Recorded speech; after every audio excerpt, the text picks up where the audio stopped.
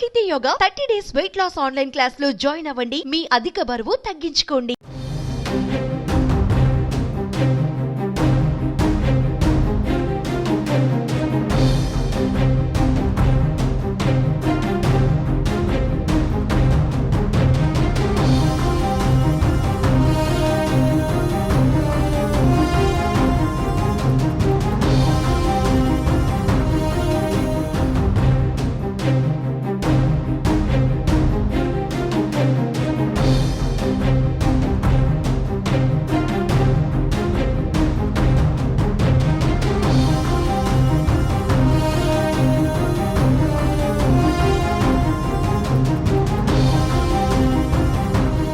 మొన్న మీర్పేట్, నిన్న న్యూ మలక్పేట్ భర్తల దాడిలో భార్యలు హత్యకు గురయ్యారు.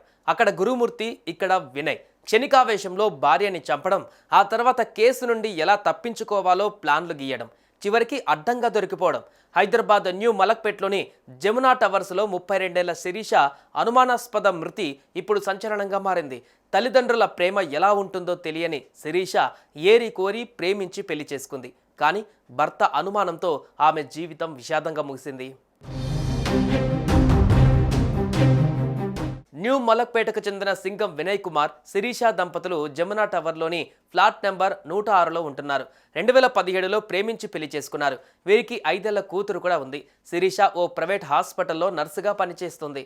వినయ్ కుమార్ మెడికల్ కంపెనీలో ప్రైవేట్ ఉద్యోగి. అయితే శిరీషకు గుండెపోటు వచ్చిందని ఆమె మేనమామ మధుకర్కు వేరే ఫ్రెండ్ ద్వారా ఆదివారం వినయ్ సమాచారం అందించాడు. మధుకర్ ఇంటికి చేరుకునే లోపే శిరీషను వినయ్ కుమార్ హాస్పిటల్కు తీసుకువెళ్లాడు. అప్పటికే ఆమె చనిపోయిందని డాక్టర్లు చెప్పారు.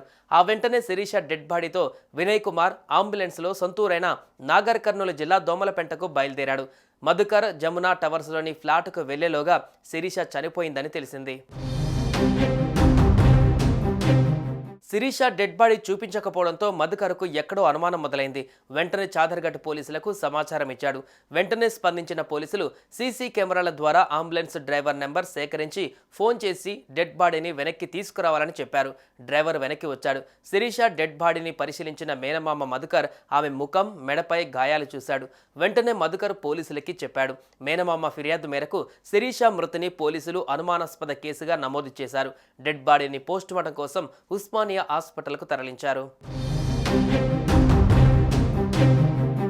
శిరీషను వినయ్, అతని కుటుంబ సభ్యులే చంపారని ఆమె మేనమామ మధుకర్ ఆరోపించారు. శిరీషను వినయ్ కుమార్ ఎప్పుడు వేధించేవాడని చెప్పాడు. శిరీష ఎవరితో ఫోన్లో మాట్లాడినా అనుమానించేవాడని అన్నాడు.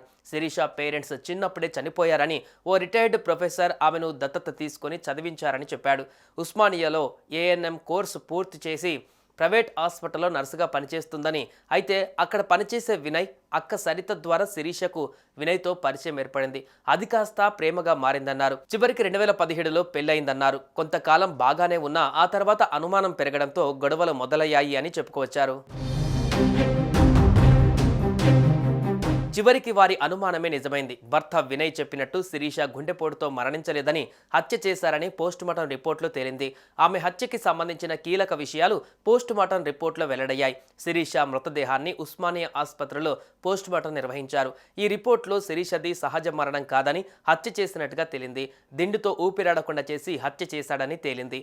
భర్త వినయ్ హత్య చేసి హార్ట్అటాక్ అని క్రియేట్ చేశాడని డాక్టర్లు చెప్పారు. వినయ్ కుమార్తో పాటు అతని అక్కని కూడా అదుపులోకి తీసుకొని విచారిస్తున్నారు పోలీసులు.